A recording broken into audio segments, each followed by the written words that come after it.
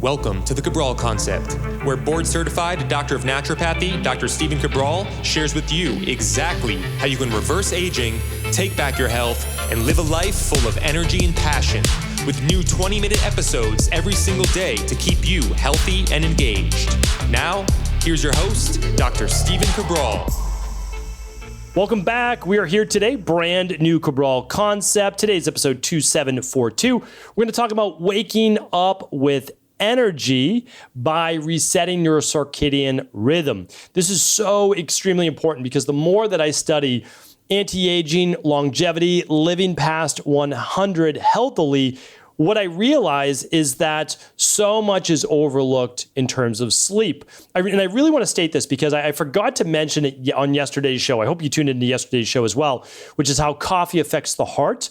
Because the end of the study actually showed that coffee matters, caffeine matters, time of the day may matter, but it does not offset diet, exercise, and sleep. And again, I wish I added that last little piece to that, but again, every day I try to bring you little something more, each and every day, add on to additional shows as well.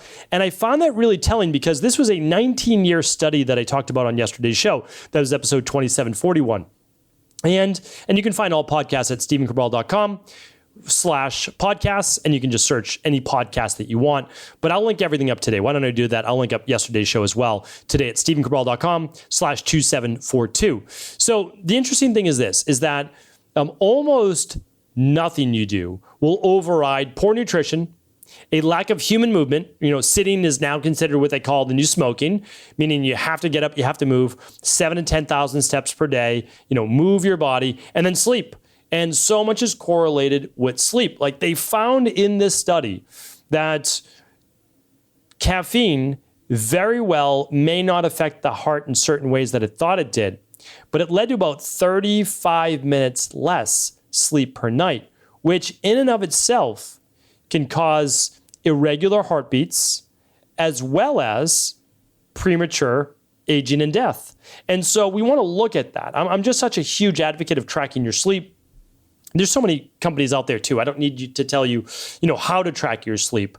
I have my own ways. I use my own ways. I don't want to turn this show into that. But I do think that by now that everyone should be tracking their sleep. So if you don't want to wear an Oura Ring, a Whoop strap, any one of these devices all day long, at least wear it to bed. Just legitimately put it on an hour or two before bed, and don't worry about it counting your steps, your activity. You're just going to use it to look at your total sleep, movement while sleeping, your HRV, your breath rate, your body temperature, and specifically your deep sleep and REM sleep. So total sleep, 7 to 9 hours a night. How do you know if you need more? Well, some people just need a little bit more sleep in order to recover. It goes into Ayurvedic constitutions. I can link up my Ayurvedic shows today. But excuse me. One thing that you want to look at is you may need to be in bed longer and asleep longer for you to get your deep and REM sleep. So some people might be able to get 7 hours of sleep a night and they still get 90 minutes deep sleep and 2 hours REM. Great. They've really helped them to recover their body. Some people, I think, probably myself included, in order to get 2 hours of REM sleep, which often happens later in the early morning hours, like let's say between 2 and 6, where deep sleep might happen more between 10 and 2, and I'll talk about that in a moment, 10 p.m. to 2 p.m., is that I really need to be in bed a full 8 hours. Now, I can sleep 7.5 of that, 7:40, but if I'm not in bed, like let's say I'm only in bed 7 hours, my REM sleep typically won't be at 2 hours. It might be like 1:40, 1:45. So I think that's fairly telling. But what I want to share with you today goes well beyond REM and deep sleep, which I have lots of podcasts on those. They're all free. I can link them up here today. It's understanding that if you're struggling with energy, so, why do this on a Wellness and Weight Loss Wednesday show? And it's not just about weight loss, it's weight gain, it's transforming your body, which is really all about, what it's about is maintaining a healthy body weight for you, right? For nobody else, but for you. And it's so hard to do. And in the beginning of the show, I quoted what? Diet, exercise, and sleep. It's so hard to focus on good nutrition and moving your body when you're exhausted, when you have no energy in both body and brain. And I was there. I was there for 10 years, right? From 17 years old to 27 years old, exhausted, bad allergies, autoimmune issue, Addison's disease, lack of cortisol production, flu-like symptoms all the time, POTS. It was miserable existence, no doubt about it. And I'm happy, not happy. I'm ecstatic, grateful that I not only survived all of that, but now healthier, stronger, and more energetic than I ever have been, many decades later. So what I want to share with you is that anyone can do this. And one of the most important things that I did beyond the diet and exercise, and I actually had to tone down my exercise. I was overdoing it, which was exhausting my body. Even though I was eating the right foods, those types of things, I was exhausting my body, is I had to improve my sleep. So I was a complete insomniac throughout my teens and 20s. And even before that, when I was a kid, it took me hours to fall asleep. It just took me hours. And a big part of that is that some people, their minds just do not turn off that easily at night. And my mind never turned off easily. To this day, I'm much better at it and I can do it, but it's there, right? Some people are wired that way. And you can try to change your wiring to a degree, which I have, but it's still degrees of who you are, right? So I am someone that naturally produces a lot of dopamine and norepinephrine. And since I produce a lot of dopamine and norepinephrine, I'm more prone to being more like you might be diagnosed as a child. It wasn't back in my day, but if it was, I might be more diagnosed as having hyperactivity, right? Attention deficit disorder or ADHD, right? So again, we have to be careful with what sometimes we like to label children. But what I would say is this, is that sometimes some people produce more neurotransmitters than others. And that's not necessarily a good thing. You have to keep that in balance, but it does mean that it's going to give you a lot of energy. Now, if you don't curb that, you burn yourself out, which is what I did, combined with a lot of what conventional medicine was also doing to me as a teenager, which was daily antibiotics for 3 years, right? So when you're on daily antibiotics, twice a day amoxicillin for 3 years, it's going to destroy your gut and your immune system. There's no other way around it. It can't do anything but that because it's wiping out bad bacteria and it's also wiping out good bacteria. It's indiscriminate when you look at something like amoxicillin. So, we're not going to get down that rabbit hole today, but I had to rebuild my entire body and sleep-based routine. So why does this matter? Because if you are not sleeping well and you are not waking up at the right time for your body, you're going to be exhausted. Now, waking up at the wrong time for your body means this: going to bed too late, sleeping in past peak cortisol production, which I'm going to talk to you about today, as well as, and this is super important, waking up to an alarm while in a REM cycle. And almost nobody talks about that.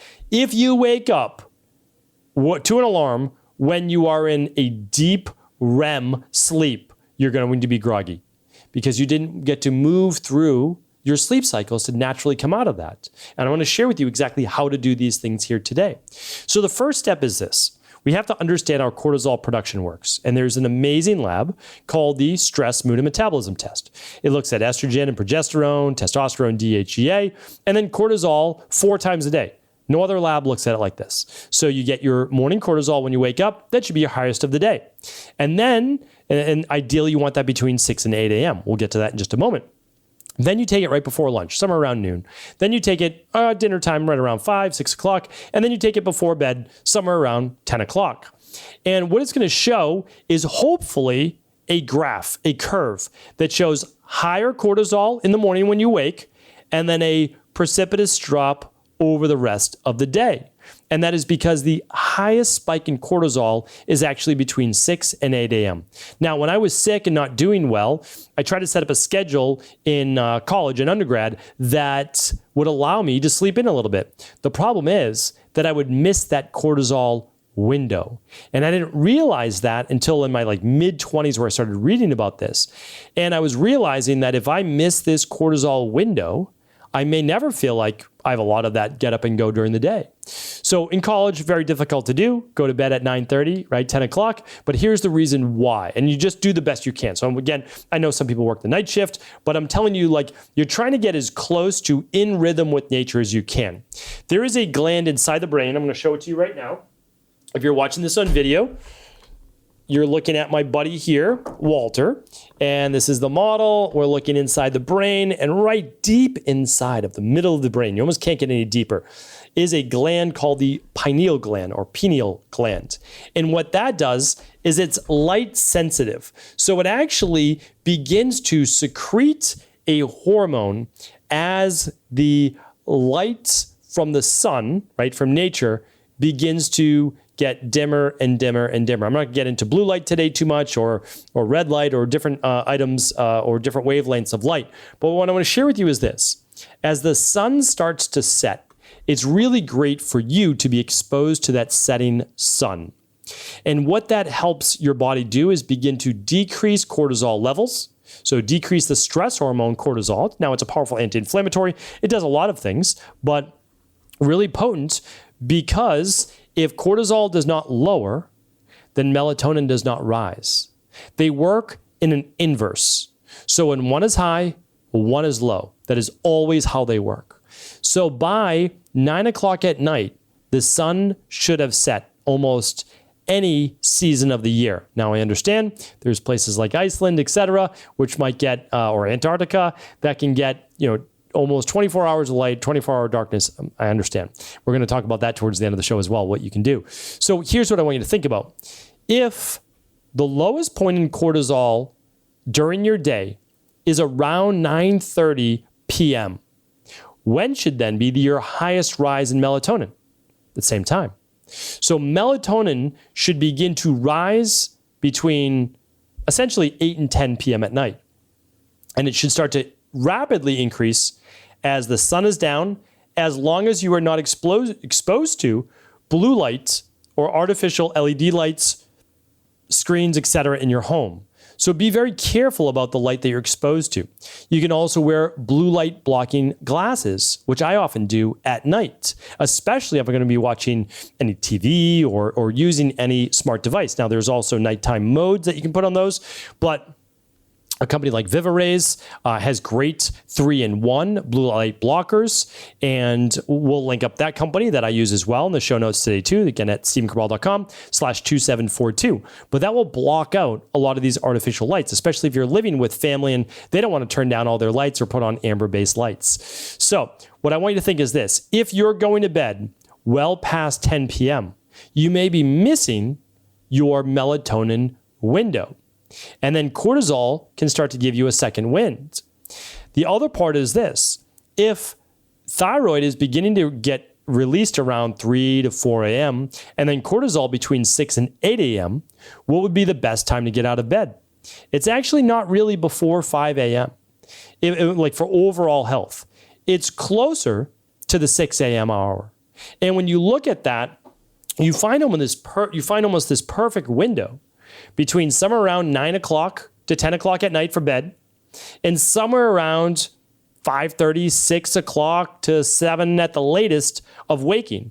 So now you can make your own 8-hour window within that, from 9 to 5 at the earliest probably, and 10 to 6 maybe the most ideal, somewhere around there, 9:30 to 5:30, 9:30 to 6 even, would give you the fullest and best opportunity to maximize sleep. Because if you can stop your dinner, again, 3 hours before you go to bed, you're going to bed, you're allowing now yourself immediately to get into that deep sleep that helps to restore the body, and then into the REM sleep, which helps restore the mind and memory, then you're getting all of that within the window that nature intended. Because once the brain, then the pineal gland, begins to see that light from the morning sunrise, it begins to lower melatonin and increase cortisol, exactly how nature described it and prescribed it. Because now cortisol is the get up and go energy hormone that's also released right alongside norepinephrine, which is also an energy-based neurotransmitter. So as cortisol rises, the brain gets the signal to send to the body, stop producing melatonin, and vice versa at night. As cortisol drops from seeing that sunset, then melatonin begins to rise in perfect symphony, and it doesn't do it any other way. The way that you can begin, though, to work yourself backwards into a better sleep cycle, and I have a whole podcast on this, is simply by working your bedtime back 15 minutes each and every week. So if you're going to bed right now at midnight, just try going to bed this week at 11:45 p.m. The following week, 11:30. And then the goal will be then on the other end to allow yourself to wake up when you're ready, or if you need to wake up by an alarm clock, my highest recommendation is a wake light. So now you are waking by a light slowly over 30 minutes before an alarm goes off. So if you need to wake up at 6:30, set it your alarm, the wake light for 6:30, and at 6 a.m., the wake light will gradually get brighter 1 little degree at a time. And then at 6:30, if you're not up, it wakes you up by chirping birds that get progressively louder rather than an air raid siren from your alarm, which again could wake you up and leave you groggy. This to me is what has helped clients the most in terms of waking up with natural energy. Yes, you can caffeinate your body, you can do all these things, but it's not the same as waking up with natural energy. Waking up with natural energy most likely means you have balanced hormones, you got great sleep, you've got balanced neurotransmitters, and your body's healthy. Like, that's such a big thing. Waking up fatigued and tired most likely means you're not recovered. You're not rejuvenated. And if you do this day in and day out, it does eventually burn out the body. So there's a lot more I could add. I'm going to keep it at this for today. I have lots of shows on sleep. If you're someone that needs to improve your sleep, just head on over to stephencabral.com/2742, and I'll link up the entire sleep category of shows that you can get much deeper into this topic as well. Hopefully this was helpful. The stress, mood, and metabolism test will be there. Previous podcast, wake light. What else can we link up? All sorts of things will be at today's podcast show notes. So thank you so much. Do feel free to share this show with anyone you believe it could serve. Are you ready to heal yourself and then go on to heal others? If so, the Integrative Health Practitioner Institute can help you discover proven functional medicine protocols that blend the best of 7 different healing disciplines from around the world. I personally share with you the exact handouts and protocols I use in my private practice that enable people to get well, lose the weight, and live longer, stronger. I want to pass this information on to the next generation of health coaches, and that is exactly why I created IHP. We are the future of the health coaching industry, and the skills and knowledge you will learn will make you an in-demand certified health coach anywhere in the world. Although we have many medical professionals taking the IHP certifications, no experience is necessary, and half our members have no previous health certifications. At the Integrative Health Practitioner Institute, our motto is a health coach in every home. Our goal is that you take this knowledge and then share it with family, friends, loved ones, your community, or in a practice where you create a career you love and can be proud of. The global IHP community is filled with some of the most kind and caring people in the world, and we can't wait to welcome you into our world soon. For more information or to set up a discovery call with one of our IHP Health Coach graduates, simply head over to integrativehealthpractitioner.org.